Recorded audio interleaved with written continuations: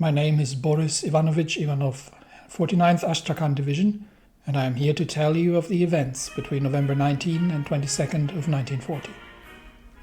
The rapid advances of the autumn offensive had seen breakthroughs on multiple fronts, and the collapse of the governments of Belarus, Lithuania, and Ukraine. The 7th Army wasn't meant to be a spearhead of any sorts. We had old equipment from the Weltkrieg. We were lacking artillery, and yet in the mad dash across increasingly undefended terrain, we suddenly found ourselves at Brest-Litovsk, the city where the infamous treaty was signed in the last war. We proceeded carefully through the streets, but the defenders had already fled.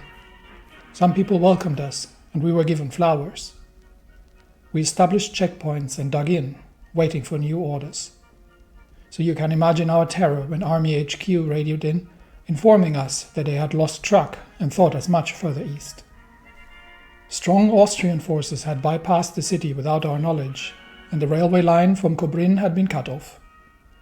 We were surrounded by Austrians in the east, south and west, and as we tried breaking out north towards where we thought the lines of the 11th Army would be, we came under fire from German positions. We were trapped. I was working as a signalman at Kiselyov's divisional HQ, and I've read the messages coming in from General Kanzin. We advised the 11th and 51st attempting breakout from Kobrin, but encountered strong German resistance east of Brest-Litovsk. 4th anti-tank attempting assistance, but under heavy fire from Lithuanian regulars. Relief doubtful. Recommend surrender to Austrian forces once position becomes untenable. This was on November 20th. We did not sleep that night or the following night. Austrian recon elements had infiltrated the city and eliminated most of our defensive positions. On the 21st, we had lost contact with most of our men, but we could hear the constant harsh staccato of rifle fire in the streets, interrupted by the rumbling of incoming artillery. We had moved Division HQ to City Hall, and it was on the night of the 21st that we decided not to surrender, but to make our stand. Men trickled in from the streets, most of them wounded, and we raised the Russian flag over the building, a declaration of our defiance. In the early hours of the 22nd, the first wave of attacks hit us.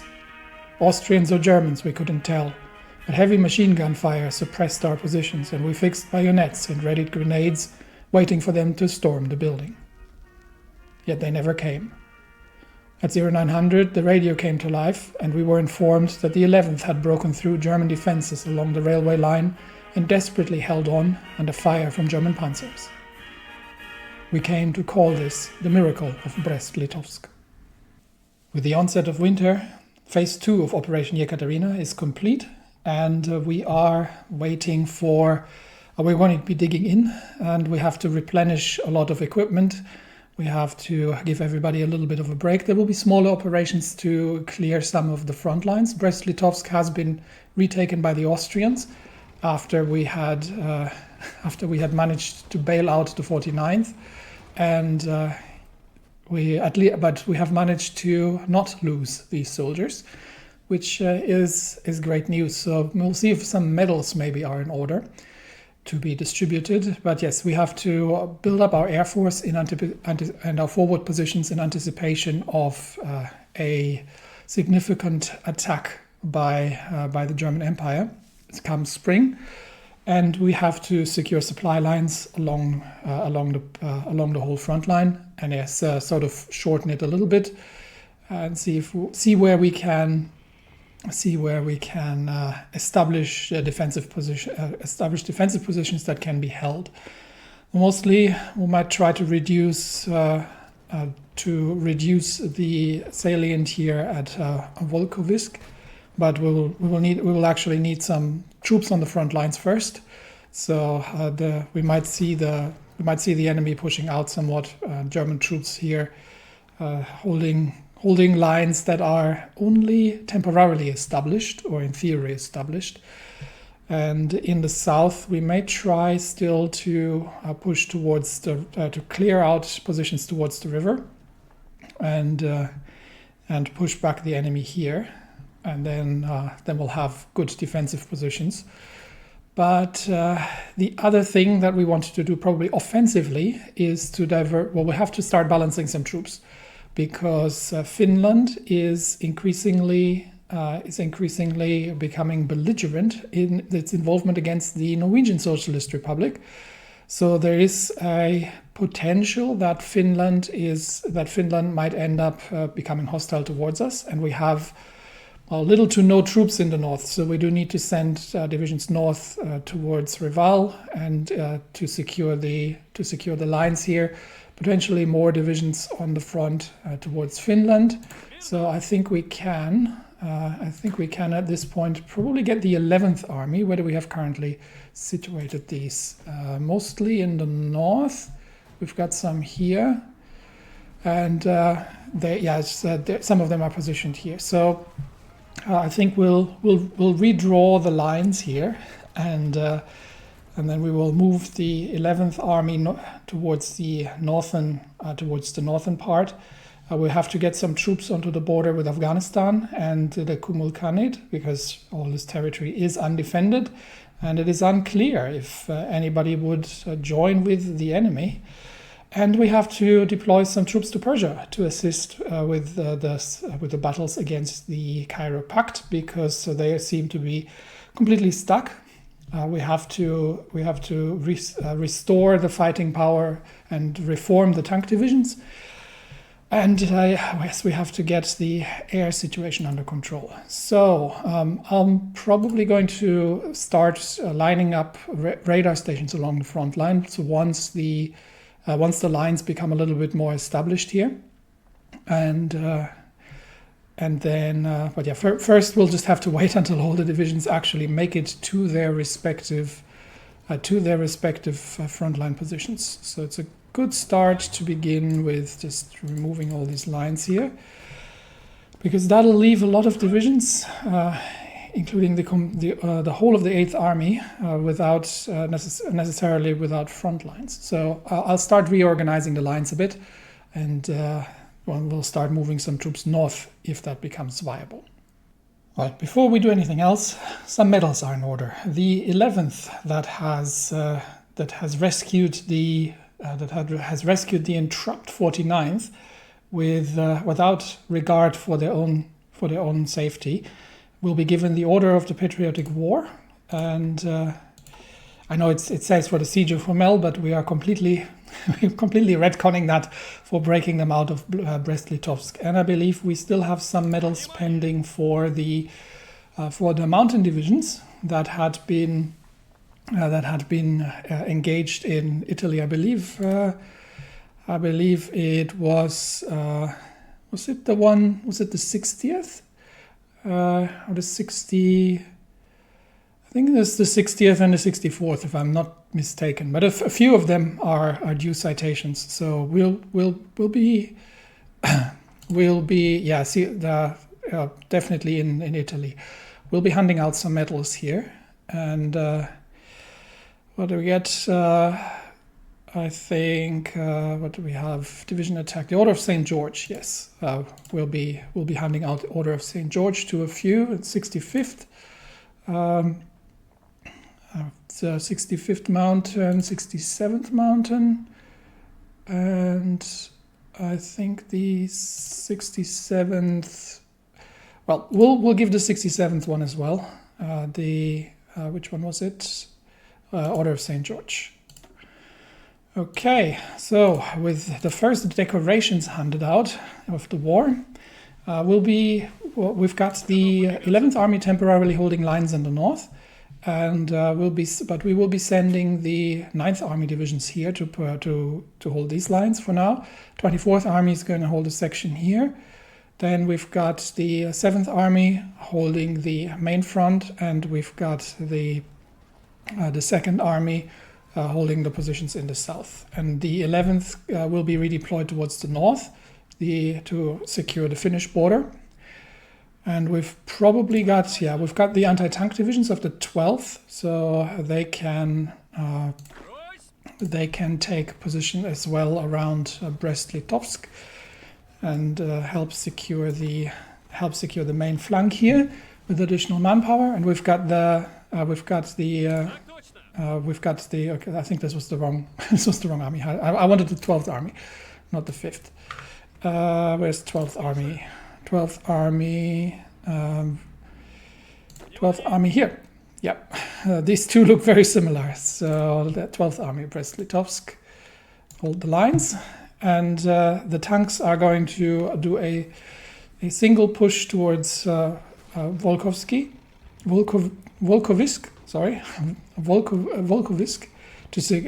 to shorten the lines here. We are running some attacks towards the salient in the north to shorten lines there as well. And then the tank divisions need reform. So I think what we're going to do is we will send some of Ungarn Sternberg's 5th Army into the south and into a group to deal with the situation in Egypt. And I think that's we might actually need a new front for that, and have additional divisions that will do the sort of Asian defense line here. For now, the occupied territories will be under martial law, which keeps things under wraps, but still we have deployed already at this point overall 140,000 men for garrison requirements. And that is actually something we may do. Do we actually have the military police? I believe we do. Yes, we have the MPs. So what are we currently using for the garrisons? This one.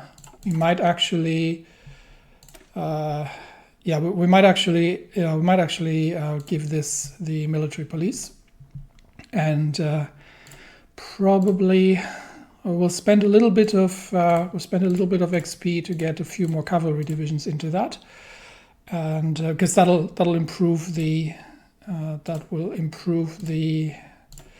overall effectiveness of the military police. So that's 50 army XP. That's a lot, but I think this will overall, should overall improve the suppression quite significantly.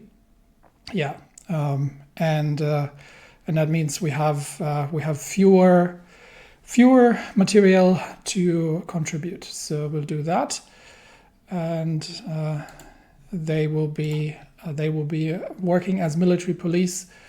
And that hopefully should reduce the requirements in terms of rifles and other material for guarding the occupied territories. All right. Next up, so we've sent the 5th Army under Ungarn Sternberg into the Pacific Theater under Wrangel's personal command. They will be redeployed towards Cairo, and currently the Air Force is mostly on the ground for the winter. We might see if we can. Do we have enough aircraft? Not really. We've got a few interwar. We've got a few scattered fighter craft.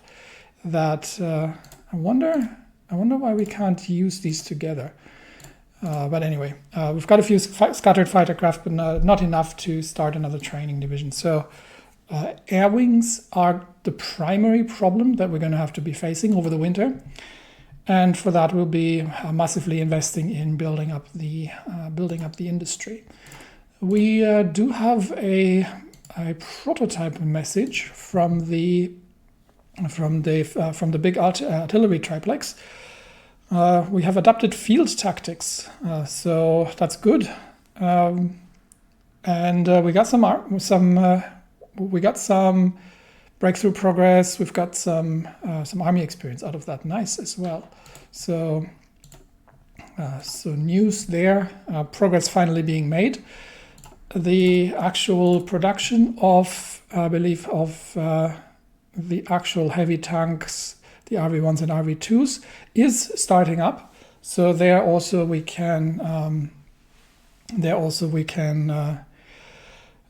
get some improvements in. And we can probably get the latest templates in there as well. So we'll see if we can do something about the BTs. We are researching the super heavy tanks instead, and we're doing equipment conversion. So eventually, maybe some naval research will come in over the winter as well, to see if we can do something about the Baltic Navy. But first of all, before we do anything else, we'll have to finish off that last division here, and and we are just deploying troops to the lines at this point. So the front lines are probably still going to be a little bit flexible here as things go. But we do have, let's get the assault here as well. We do have some success here breaking through towards enemy lines in the north, and we can now. I'm not sure what these are doing. Yeah, that works. We can now close the gap here against the Baltic and Belarusian defenders and shorten that front line significantly. While troops are starting to get pushed back rapidly, we're still waiting for the rest of the actual divisions to come in. And everybody is moving across the frozen landscape, while the mountain divisions are redeploying by train to Cairo. Atlantic operations still happening, still not any significant change there in terms of convoy escorts, but the Germans are breaking through near Lyon rather rapidly. So I think even though Paris is holding, eventually they will be encircled and France will fall. Venice has fallen as well, so Italy is under pressure too, and the Austrians have made inroads into Romania. So we'll adopt for phase 3, we will adopt a more defensive stance and just build up our strength, build up our stockpiles of equipment, and make sure that we are actually in a position to conduct successful operations forward for the final confrontation with Germany proper, where we are at the borders at this point, coming under pressure from along all lines here, but that is to be expected. Like I said, the front lines for now will be somewhat fluent, and we're just working on shortening. We've broken the back of that fortification line here, and we're just working on shortening positions. Tanks are rolling in, and I think we can divert a few tank divisions north, and the rest of them is just going to attack directly here. Much could have been lost if the assault on Yekaterinodar had gone differently. The volunteer army had just arrived from its harrowing march across the Kuban. They then assaulted Yekaterinodar, the capital of its Kuban Soviet Republic, in April 1918. The Whites were greatly outnumbered, and as shells fell sometimes within 100 meters of General Kornilov, they continued their siege against the Red forces commanded by Ivan Sorokin. The battle was horrifyingly brutal around the city. In the night, General Lieutenant Boris Kazanovich was able to find a gap in the enemy defenses and rallied his cavalry of the partisan regiment into the city.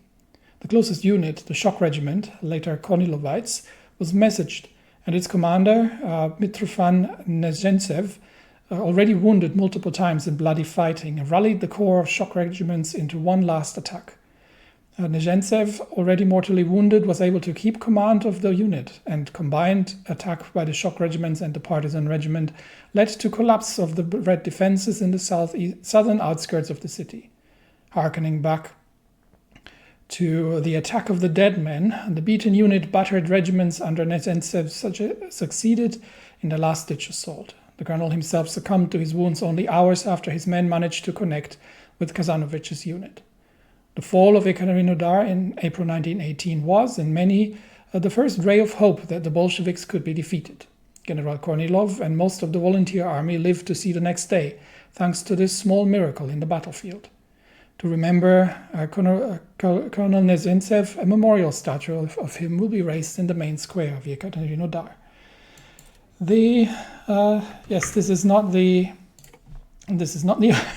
interesting coincidence here with our story from the miracle of Brest-Litovsk, but yeah, not the only one. The Greek would like to purchase some of the remaining aircraft that we've got laying around here. And I think we've almost succeeded in shortening the front lines. So that's a quick observation of everything else seems to have calmed down. Quick observation of the battle here.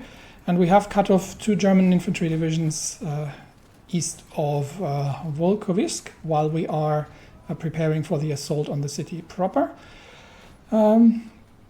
one of my generals got wounded, Pipelayev, of the Third Army. Where is he deployed? In the north. Okay, so that fighting here has caused some trouble. So I think we can soon. We might actually be able to hold the northern line here with one army, the situation looking like this. But we'll wait until everything is sorted before we begin redeployment, and we need to have all the troops on the front lines first. The Mountain Division, which is now in the other theater, so I'm going to have to switch over, is making its way to Georgia. That's another front line where we might have to potentially start deploying some troops. So we might have to start strengthening the Asian theater quite a bit. How many are currently in training? 24 divisions. Let's make that a few more. Let's make that 36 divisions, just of regular infantry. And they will be, we need some against the Ottomans in case they decide to join the war. And we need some here. We might have to strengthen the far eastern positions at some point. But so far it looks like the Empire of Japan is not making an awful lot of progress. That can change very rapidly, though. If they can land troops behind enemy lines anywhere, then they could break the stalemate here relatively quickly. And the situation in France, is rapidly degenerating, and I think Paris is probably at this point cut off. So Paris is about to fall, which means it's the right decision to stop here at this point and stabilize the front lines. On the naval side, switch to the naval refit yards for now, which is going to speed up the refitting process. We've just got enough Navy experience to make that happen. So we've currently got a lot of destroyers set up to we're not allocating any naval yards to it. So let's finish up the last ships here, and then we'll begin allocating dockyards to the refit operations, and get everything upgraded to the more capable Vitebsk class of light ships. That is where the research is going to kick in as well. Now we are getting close to taking Volkovisk, and we're just eliminating the last German troops here, and then the 6th will be pulled off the front lines for replenishment, because they will be in desperate need of some new equipment. Meanwhile, in the north, we'll have to reorganize the divisions, and here as well, we seem to have lost a position. So let's make sure that we're holding the line. And for now, we'll just dig in here, and I think that's a reasonably sensible front line. We might be able to push the Austrians back from this front here. Let's see. If we should have the troops to make that happen. So if we can reduce them a little bit here, and push them back across the river, then that would be a good action. All right, everything else has sort of established itself, and now I think we can start concentrating on redistribution of forces and on stabilizing everything and building up our troops for the next phase to come, for a spring or summer offensive in 1941 against the Reichspakt. We may need to France is a lost cause. How's Spain looking? Spain's holding off against the Entente relatively well so far, and what I'm curious about is to see how many convoy escorts we're going to start seeing in the Atlantic. I think Cuba must have taken a lot of losses, actually. Let's have a quick look. Cuba, has taken a fair amount of losses, mostly at sea. The losses on the German Austrian side are are staggering, though, on the front lines. So the Germans as well probably will have some reconditioning to do before they get ready for further operations along the lines here. And we'll be redistributing the forces. 11th Army is redeploying north towards the Finland borders. And in the meantime, the Germans have started showing up in the air. So we've got a fair few fighters over the Baltic states, and we have Austrian bombers over Belarus. So I think that is a good opportunity to bring our fighter wings back in and start challenging the forward air positions. But it also means it gives us a bit of an indication where we need to build up our forces here. So now that the front lines are somewhat stable, I think we'll start by building up radar positions along the lines here, just to ensure that we have coverage of the frontline theaters. And we'll probably build another one in the north here as well. That should give us sufficient coverage for things, and we'll have to scatter that in between the factory construction that we need to actually ramp up fighter production. So all of these things are very important. How is the supply situation here? Somewhat thin. So the forward supply bases are at times a little underpositioned. So I would love to get at least the mainline forward positions to be at 25 capacity, just in case we are getting additional requirements for supply in. So that obviously schedules a large number of railway constructions, which we're beginning through, but we'll be focusing on the radar stations, on the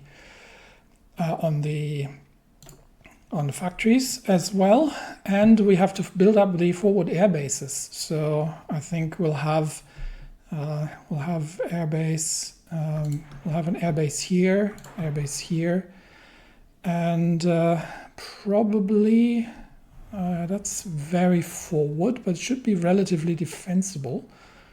We could just launch out of Odessa, I guess. So we'll build up Odessa as well.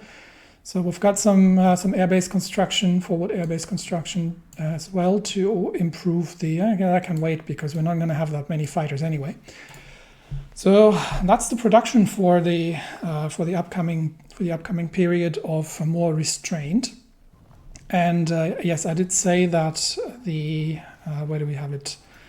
That the 6th Army at this point. Yeah, we've got a few divisions here that need to be actually changed to the newer template. And of course, we need an extra 700 tanks that we don't have. So that is going to, yes, all of these should get some medals as well at some point. I think we'll start with the old 1st Mechanized, and we will give them, what can we give them?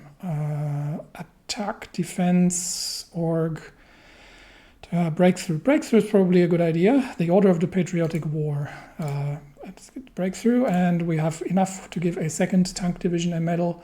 So probably the old 2nd, because they have been engaged in various conflicts as well. So we'll begin deploying some medals to these divisions.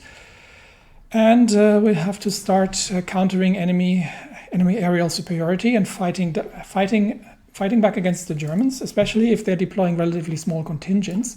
It should be a relatively practical measure to reduce their numbers until they bring the main force over, at which point we'll have little chance of actually defending ourselves there. Okay, we'll redeploy aircraft northwards, and then we will begin once all of the available aircraft are in position, then we'll begin the operations here. I actually need to find a place for the tank divisions, because we don't necessarily want to have them. Okay, this is they actually have a front line right now, which they shouldn't have. I want these to be what they were supposed to be, a mobile reserve. So we'll retreat these to Novgorod for now, or we might actually, yeah, that's just for replenishment, and we can get the 24th divisions here in the north to extend their range, and we've got actually we can probably shorten the lines a bit for the 7th Army. 7th Army just holds up to Brest-Litovsk. Means these divisions hold further north, and we can get the 9th Army troops.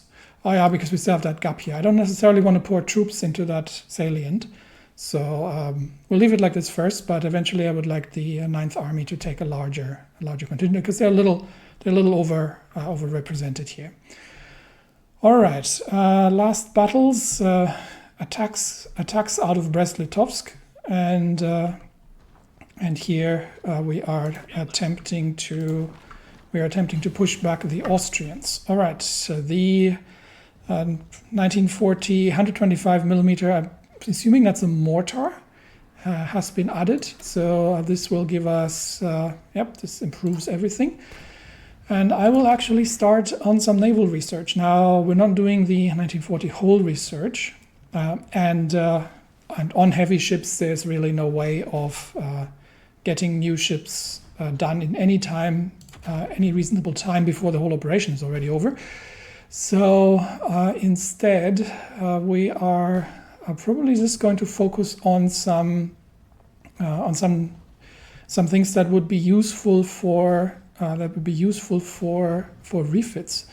We don't have the basic heavy battery researched. What are we actually using in the let's have a quick look. What are we actually using in the templates? Let's see. If we're looking at battleships, and yes, they're all outdated. But so if we're looking at the Ismail, they have the 305 millimeters. So what is the change on? So this is okay. This is still from the original naval gunnery. So this would be no. Interestingly enough, we haven't researched it, but we have it. Okay, so this must be foreign-built models then in some way, I assume. Would be surprising, but yeah. So a few things that we need to do here. We'll probably go through the upgrades here in the relevant naval upgrades for the 1936 path. This is all for cruisers. Battleships, yeah. So the semi-armor piercing shell would be, that's only for light attack. Yeah, light semi-armor piercing shells would be a good one. And it's a fast research, so let's get that done. And we are going to actually be using not the artillery MIO, but the actual naval MIO. Both, interestingly, both would be available, but we have that is, I think, rifles, if I'm not mistaken. Yes, I remembered. That's for rifles. So what do we get here? We have taken the high quality and the 2 high quality upgrades. And this we can't take yet. So we just have to go down the center path here. And then we can actually use we don't have the political power, but we should be able to get policies established here as well. So we're going to update it. Yeah, sure. That's reliability. So let's do that. And yeah, we can get some policy established once we have the political power to do that. And we're obviously going to have to change that. There we go. And then we are doing, I think we're doing okay on rifles, honestly. Yeah, mostly. So with that, that should work out. Yeah, but yeah, we can start establishing a few, and we can actually use the experience to begin distributing these medals once we have unlocked all the necessary things. So that's a good one as well. All right. We are just doing mining operations in the Baltic at this point, but there's not many naval operations happening in the Baltic. So I think we are reasonably, there is a fair amount of ships in the area, but we should be able to actually begin challenging that relatively soon. But let's see if we can get a couple of refits through first. I'm still waiting for the improved equipment conversion and a few other things, and we're going to get some naval research done to improve things there. All right, where are my mountain divisions? They're still in Georgia. Okay, so let's focus on the assaults here, where we are facing off against some German armored divisions. So pushing these back as well would be beneficial. And yes, we actually do need we can actually start now moving the railway guns to the front lines. So unfortunately, let's see if we can get them a little closer here. The other one's over here, so that needs to move towards probably towards the central front. That's where I'm assuming, or to the northern front. That's where I'm assuming German counterattacks probably would be the strongest. So let's get back to that. Okay. Infantry attacks here are operational, and once the artillery the railway guns are in position, they will begin helping out here as well, which should reduce their defenses, because they're now getting bombarded by heavy equipment. However, it looks like pushing them back over the front lines is going to actually be relatively. It's going to be harder than it looks, but if we can push them back here, that would be significantly beneficial, and in just building a more defensive position. So let's get the infantry involved on all sides. And bad news from Paris. Paris has fallen. The Germans have taken Paris. Reports from Paris confirm that the Communard capital has been captured by advancing German troops after furious fighting across its large avenues and the Seine. Communard forces, I'm still laughing at the term Communard.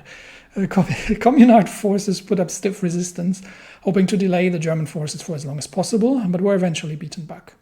As shocked Parisians looked on, the German army once more paraded through the same path they had during the Weltkrieg, down the Champs-Élysées and towards the Eiffel Tower. The festive atmosphere finally descended into vicious urban combat with Communard resistance in the dead of the night, as German tanks easily plowed through inefficient barricades in the large Parisian avenues. So, how is France going to capitulate? Not yet. So, despite the fall of they have moved the government to Marseille, and they continue to fight. But I think this is just a matter of time at this point. They seem to have made some ground here, coming out of Brest in the north. Okay, the shortage on light tanks is going to take a while to replenish. Our support equipment is finally getting there, and if we stop having these heavy frontline losses, then I think production is going to begin picking up again. And same with the fighters. Now that we had a little bit of a lull in the fight in the air action, we're actually starting to build up a little bit of reserve. But we're immediately going to get back in the action here and begin challenging enemy aerial superiority with the full might of the Russian Air Force, because we do want to avoid casualties or damage to bombing. And that will be building up mission efficiency and air detection. So we'll be running operations here to counter enemy aircraft, and that is the first line of air defense in this region that we'll be dealing with. The rest of the troops is still redeploying. We might need actually a few more divisions along the lines here. There are still. Which one is this? This is the Second Army needs to redeploy a few divisions north. Once we're done pushing the enemy troops out from here, and I think we've almost got them pushed back across the river, and that should be that should be a significant shortening of the lines, and then we can start deploying troops north to hold the more fluent sectors. The Socialist Republic of Venezuela would like to have docking rights. Yeah, we'll give them resupply. We'll give them resupply orders or permission. That is fine. And we have the Third Army now, I think, available to us. So what we can do is we can get the Third Army divisions. We can get the Third Army divisions to reinforce the lines here, where the second is a little understaffed in the center. So we'll get the Third Army to reinforce the lines of the second, probably just like this. So we get that section to give the Third Army, and then we can get the Second Army. Where is it? This is a little confusing. Yeah, we get the Second Army reduced further, and the Third Army is going to hold these positions here, which means we can also shorten the lines in the north. Okay, there we go. So now we've got Second Army, Third Army, and we do wish to have the full extent of the Third Army deployed here. We'll have to get out of that and then get all of the Third Army onto the lines. Okay, we've got the Second, Third holding the south. We've got the Seventh Army, and as well as some divisions from the 12th. The anti-tank divisions, and then we've got the powerful 8th in the north, and we've got the 8th and 9th in the north. So what we can do is we can sort of shrink the responsibility of the 8th a little bit, because I think the 9th has the numbers to be more involved. All right, and that's the European lines organized, and we'll just have to get the troops. I'm going to give everybody balanced cohesion at this point to get the troops to redeploy and dig in and hold out for the winter. And then we can continue. Let's see how the air war. Now that this battle here is almost over, we can see how the air war is continuing. Okay, Belarus, the enemy aircraft have retreated from Belarus, so we're just working on enemy fighters in the north over the Baltic states, and if they decide that we can probably begin concentrating everything on the Baltic states then. So we get the full might of the Russian Air Force into the Baltic states against the increasing number of enemy fighters that is challenging us here. So that seems to be probably part of the line, part of the front line that we'll be dealing with. Okay, so that battery has been deployed here, and I think we'll deploy the other one to Vinnytsia, and help with holding back the counterattacks here until the front lines are properly established. We have our Sixth Army. Not the Sixth Army. We've got the Fifth Army, still making their way through the mountains. I would prefer it if they were taking the railways towards Cairo, because that's going to take forever otherwise. So onto the front lines, and then we'll be fighting in Africa while we are securing positions here. And it looks like we are getting pushed back a little on the lines here. That's fine. Again, these are currently tentative lines, and we are waiting for sufficient infantry divisions to make their way here to actually secure these positions. And we've got the Third Army divisions rolling in. Just have to keep an eye on the air situation. And we are taking on now mostly German Imperial fighters, but it seems we are doing reasonably well against them so far. So that's another good litmus test for the future, and we'll hold the lines on the defense, build up our strength and positions, and ensure that nothing breaks. We are getting pushed back here on some fronts, but again, this is fine.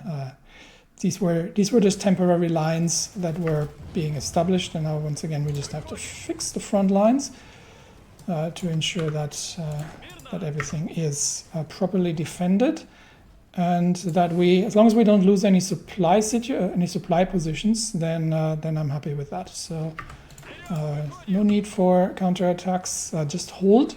This is important that we hold these supply positions here, and that we have sufficient troops along the lines to. We will see if we can probably shorten that back again, but as long as we have sufficient supply along the lines here, then that's all good. All right, with the fighting in the north mostly abating for the winter and the troops beginning to dig in, we are starting to see our divisions arriving in Egypt, and they will have to obviously establish themselves and get ready for the attacks. But we'll support the Persians in the desert. We have aircraft now coming in on Ukraine, so they have shifted. There. It's just a few of them, so there's really no need to make a fuss about it. But we might as well deploy maybe 3 air wings towards Kiev and help clearing out the Ukrainian airspace from counterattacks. Okay, just defend the lines here for now, and whatever the lines are looking like, once the troops actually have arrived, we'll be holding the lines, and might do a few counterattacks as long as the supply positions are relatively safe. Then I'm okay with that. All right, everything seems to have stabilized, so we just have to keep an eye on the air situation, and we are waiting for the divisions in Africa to get ready for combat. King Polikarpov has been completed, and with that, Nikolai Polikarpov, nicknamed the King of Fighters by his colleagues, one of the pioneers of modern Russian aviation. 2 research bonuses, and we get 5% air superiority, 5% agility, air attack, and air defense. Now, do I need to actually establish that, or is this happening by itself? Do we get that? Where's the design? So we've got a few designs actually out of this. We've got the I-18 bis, which I'm not interested in these designs. So we don't need the medium airframes anymore, or the naval. We've got the old transport planes, and even that is probably going to be outdated at some point. But the I-185A, I think this has been automatically applied. So they are qualitatively really up there. So that's a fair amount of 30% range, 15% air attack. That is pretty massive. So 940 kilometers range with the drop tanks.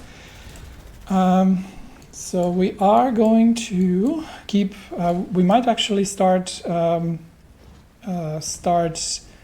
Do we have anything important currently? We've got a few more air. We've got a few more air things that we can do. This is medium and heavy aircraft. This is superiority mission efficiency and ground attack factor, and battlefield support doctrine, which I think is what we have, if I'm not mistaken. We've got the battlefield support doctrine, yes. So that's a great one, armies of the air, to take next.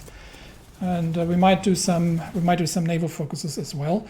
India, not until we have troops along the lines here. The Persians are now starting to bring divisions here, which is not. I wish they were just focusing on Egypt, but there might be some potential conflict with Afghanistan brewing. So it's good that we're training divisions here. They will be out by March. I might call them out earlier. and have them trained along the front lines. Yeah, I think that's a good idea. So we'll get these 24 divisions, these are green divisions. We will get them onto the front line. I'll reshuffle the. In fact, actually, these should be not these. These should probably be in the Asian theater, to be honest. Yes, so we'll bring them into the Asian theater. So there we go, and we get these 24 divisions under Wrangel himself, and that will be the 13th Army under General Kutepov. Yeah, he seems to be the most experienced infantry expert. I'll take it. So these troops will be deployed along the lines of Afghanistan for now, and they will be training in the field as they get there. So we'll have to see what the supply situation is going to look like, because do we have everything on? No, we actually need to motorize the supply. We're good on trucks, but we're getting close to problems on trains. So we may actually have to prioritize the armored train production a little, because we're currently not producing any. So we'll prioritize that for the next few factories coming in, and then we can push that down again. So that's important, and we can. I think we have enough to begin designing a heavy tank division. Let me see what that's going to look like.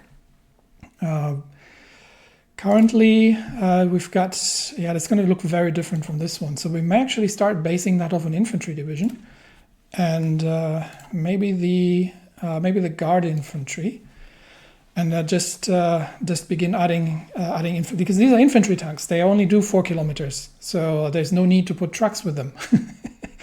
Half trucks would work, but we don't have any. So this would probably be a good starting template for a heavy tank division. So let me see what that's going to look like. I'll duplicate it, and then I'll throw some in. We'll see how much that's going to take. All right, here we go. We have a Guards tank division. It's a 30 with heavy tanks along the front lines, actual infantry in support, and two battalions of heavy self-propelled artillery. It has got a hardness only of 65% due to the presence of infantry. We may at some point replace these with half trucks once we actually have any.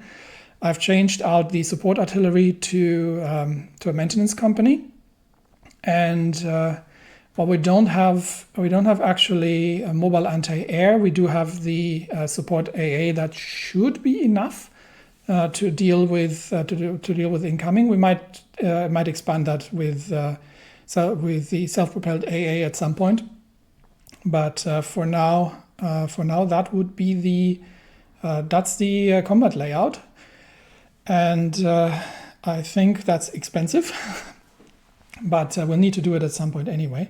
So they are not allowed to use foreign equipment, and they will only be allowed to use the improved heavy tanks and the improved self-propelled artillery. And everything else I think is fine. So save that for 90, and we'll begin training one up. So obviously we're very short on. We're still very short on everything. Yeah, we need a lot more heavy tanks. So let's train 3, maybe 4. Okay, so. And they will be training in Moscow at the where the warfare facility is. So that's going to take forever for them to actually become available. But for future operations, so these will be the heavy guards tanks. And once we start actually building super heavy tanks, that might become a thing as well. All right, it looks like our front lines are finally starting to slowly organize themselves here. We've still got a lot of divisions actually moving into positions, and They are a little bit overweight, so they were going to need to bring some. Yeah, they're going to bring some over. Okay, so divisions organizing themselves, holding off.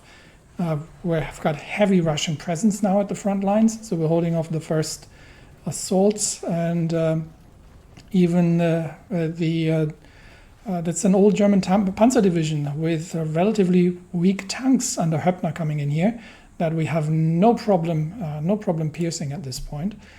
So I think we can work with that. I've got another ace pilot. Nice. How does that look in general? We are almost clear skies over Ukraine again. So these fighters can actually be grounded, and we might begin. For now we're just doing clear up operations over our own skies, because we have to preserve our forces once the German Air Force comes in. How's the war looking on the other front lines while we are waiting for the Ukrainian division's almost ready? How's the war looking on the other front lines? France is rapidly collapsing. They almost made their way to Marseille, and they're back up again in the Baltic states. Yes, so I'm just going to have to toggle this back on again. France is rapidly collapsing. Paris has fallen, and it looks like Portugal is making some significant inroads into Spain here as well. And the Italian lines are, well, they're not crumbling, but they're definitely weakening. They've completely broken through into Romania here, which means that we'll soon have the Second Army to stretch out along the lines here too, while it's mostly going to be the Austrians overrunning the Balkans. We have the divisions to counter them and try and save the Romanians, but I think that ship has probably sailed at this point. We were planning to just go defensive here for now, but the rapid expansion into Romania, and Serbia is losing out very quickly as well. They're completely broken through. So I don't think even if we were counterattacking, we could do much about this. So probably that's a lot of German divisions. Probably what we'll try is to see if we can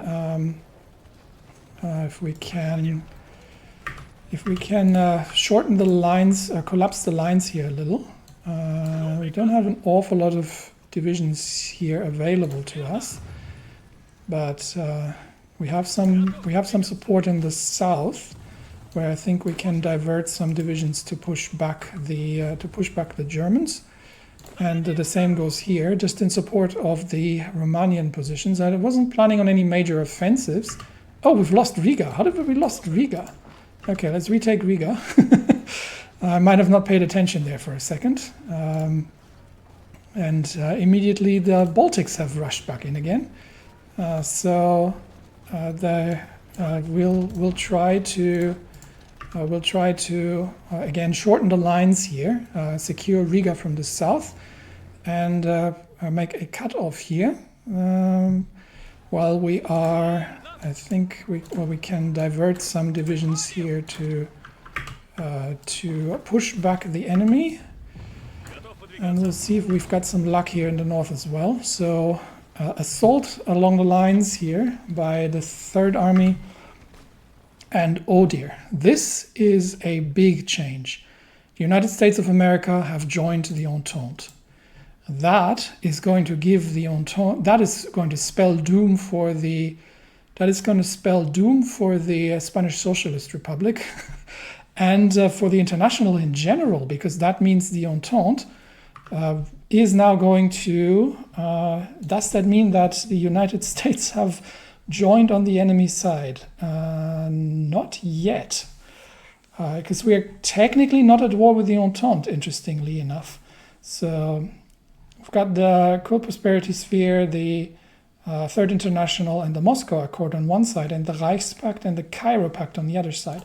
But it seems that the War of the Entente is a separate one, is a separate one to the actual. That's interesting. So I believe there should be enemies, because the Second Weltkrieg officially has the Entente in here as well, and the Reichspakt against the Third International.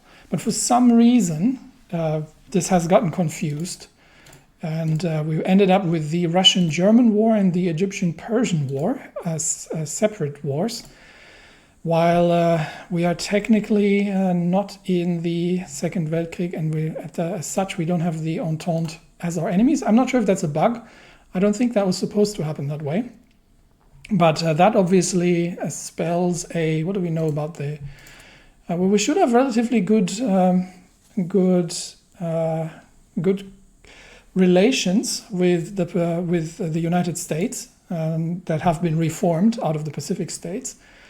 But that means that they're probably going to be starting to declare war on syndicalism, and they are currently fighting on our side. So this might get really interesting really quickly. While we are looking to retake Riga, which is reasonably well defended here by these 5 Baltic divisions. We might need some additional forces here soon, and retake. This is all in the chaos. Yeah, this isn't gonna work out. Okay, we'll stop the attacks. We'll leave Riga for now in enemy hands. This has just been the chaos of the army reorganizations, and what I think we can do is we simply deploy the light tanks towards Riga and give them the order to retake that position. And now, however, have the troops arrived along the front lines? They have, or they are still deploying here along the lines. With Afghanistan, we might have to. We'll have to see what that looks like supply-wise here. Because supply in the Far Eastern region, I might actually shorten that somewhat, because supply in the Far Eastern region is going to be dreadful. So we'll shorten that to here, which means we don't have to deal with that situation there. And I think we can probably supply out of Tashkent and Samarkand along the front line here. But we can probably, as a final act, after the chaos here in the front lines has caused some ruptures, we can. These are even guards divisions, but yeah, breaking the enemy positions here, especially the fortifications of Riga, should not have been left empty. It's a bit of a failure on Shatilov's side here. But we'll see. We're bringing the tanks in. They should be able to clear that out. Even our relief, the Romania is completely collapsing. Even our relief operations against Romania are going to be insufficient, and that means we'll soon have to redeploy troops along the border here, because it looks like the Greater Austria is overrunning the Balkans. France is falling rapidly. The Entente's breaking out in Spain, so let's make something happen in Egypt.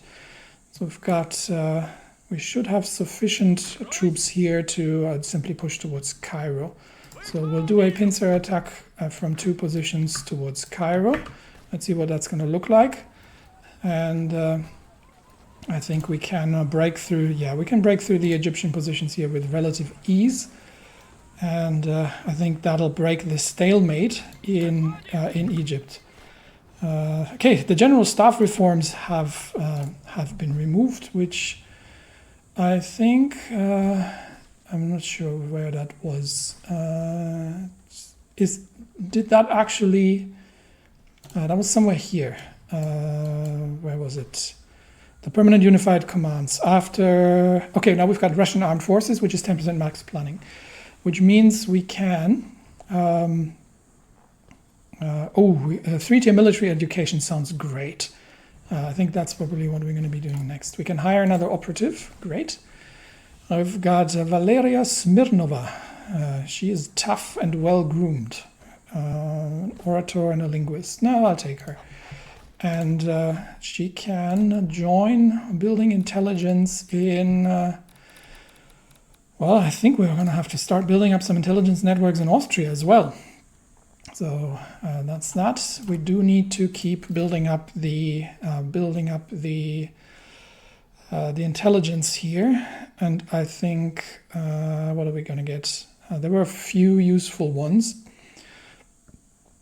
Let's do commando training, so the next operative can have that. And Belarus has they've shifted their air operations over to Belarus, so let's do that.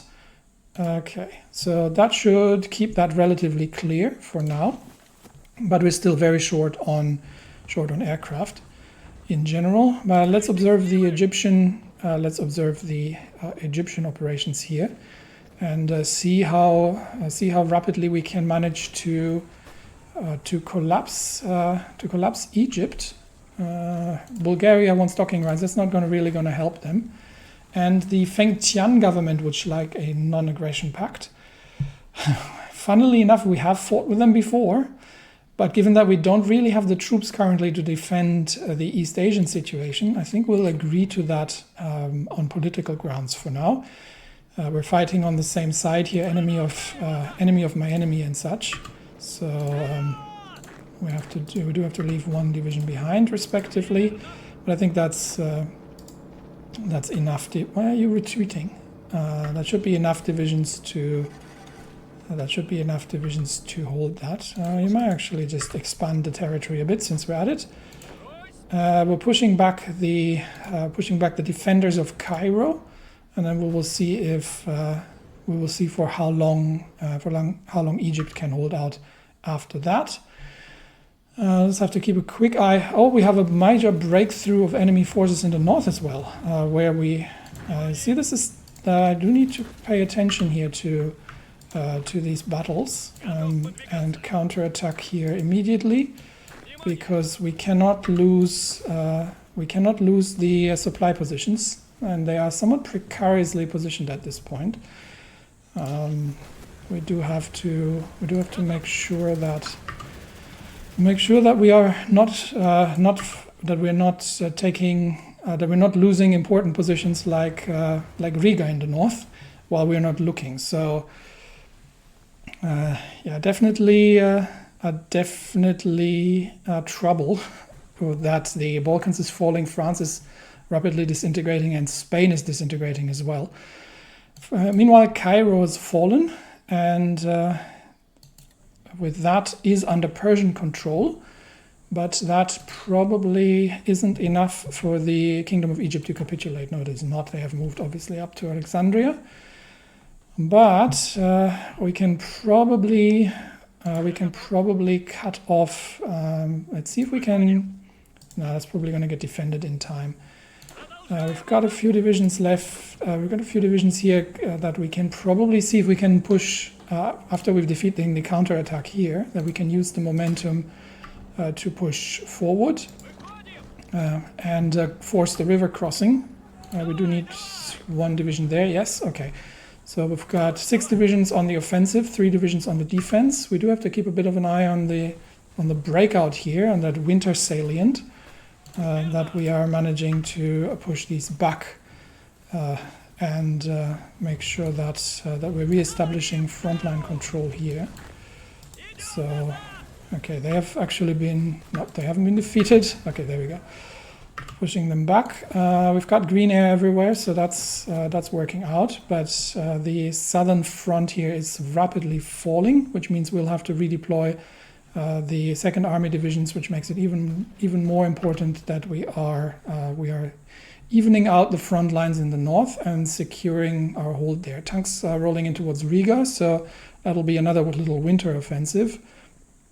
And we have broken through, so we can probably directly push towards Alexandria, surround the Egyptians, and make our way towards the north. And I think they are not going to stand much of a chance, but I do have to keep a close eye on the situation here, where we do need to make sure that we're pushing the Austrians back, because I'm not sure how they broke through here.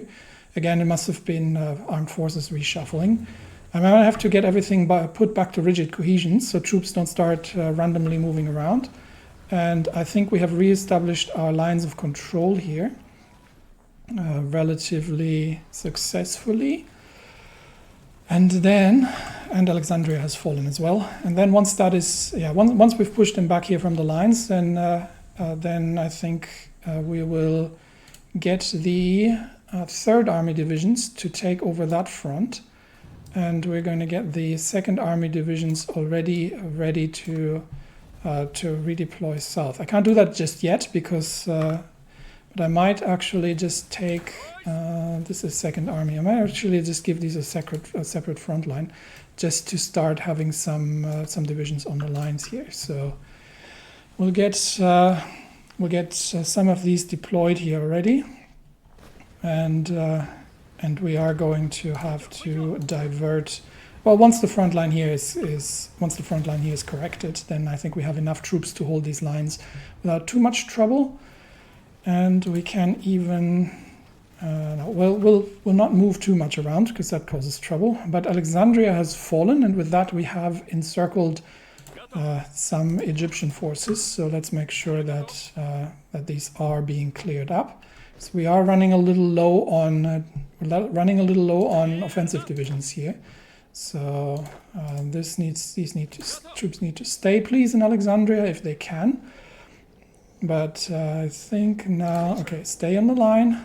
Now we can use now we can deal with the encircled Egyptians. And I think that should deal, well, not yet the death blow to the Kingdom of Egypt, but I think we'll break through there soon enough. All right, a few more docking rides, the Spanish and the Norwegians. Yes, we allow that. How's the war in the north going with Finland? It looks like Finland might actually be losing that, but at least we have troops along the lines now in case things become complicated.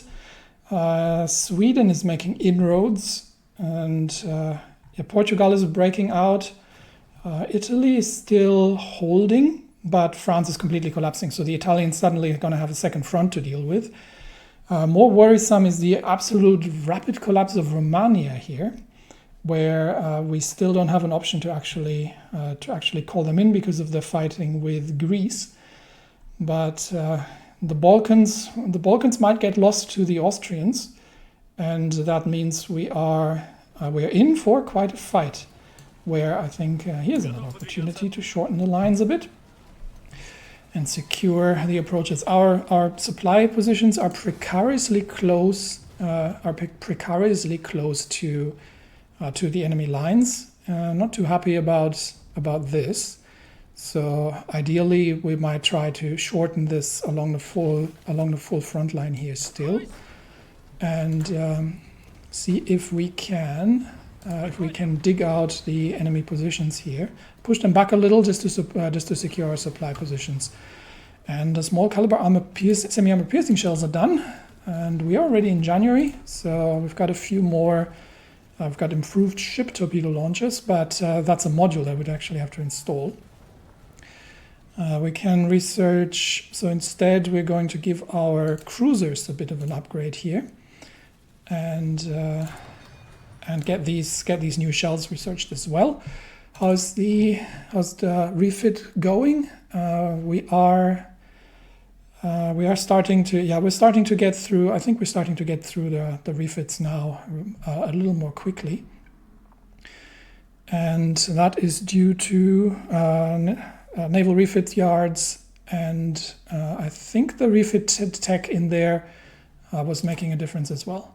But major developments in Europe, and we do need to secure the front line against incursions. So the front lines haven't been stable as we wished they were to be throughout the winter, and that means that's probably ambitious. That means we are with the rapid collapse of Europe we're going to be faced with a new reality, because the Entente, which has just now including the United States, might have, as the Third International rapidly crumbles, might have their own position to consider, and we will see which side they end up taking. If the Germans are staying true to their word of recapturing the homeland for the Entente, or if things get more difficult in the end. So under that regard, we might begin. This is just April. We might begin further negotiations in Central Asia to secure our southern flanks here. Now that we have the troops deployed along the lines where they're still moving out, but we're getting the troops deployed here along the Afghanistan lines, and things are starting to stabilize a bit. The problem obviously is, if we are including, say, Afghanistan and India, then we also have new front lines to deal with. But that's for future operations to come.